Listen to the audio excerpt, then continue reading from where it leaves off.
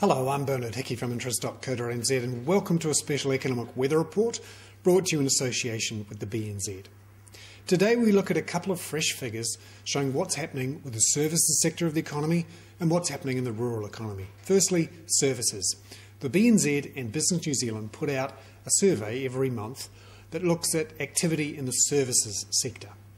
And this month, the PSI, as it's known, Performance of Services Index, was up 0.6 points to 53.6. The 50 is the key thing here. Anything above 50 is seen to be expansion in the sector. So we are seeing some improvement overall, but it's spotty.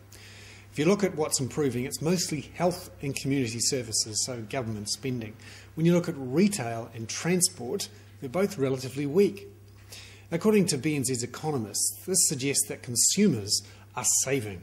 But even though we've got better consumer confidence and the economy seems to be recovering, people are being very careful about where they spend their money. In fact, they're trying where they can to pay back debt, as our economy, in fact the whole world, tries to deleverage.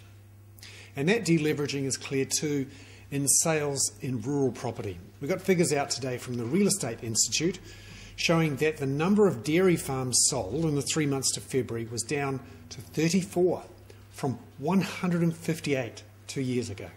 Prices across the dairy farming sector and farms overall were down 40% from a couple of years ago.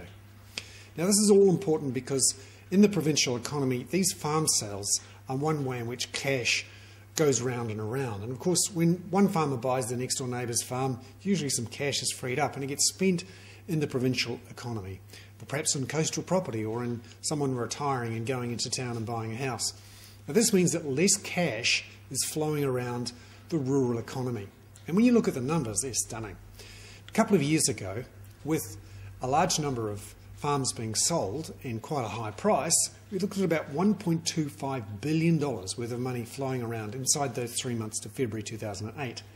And this last 3 months, only $213 million was flowing around. So less than a fifth of the cash flowing around. And that's really starting to impact on house prices in provincial New Zealand and also activity, as a lot of that money that was flowing in is no longer flowing in. I'm Hickey. That was a special economic weather report brought to you in association with the BNZ.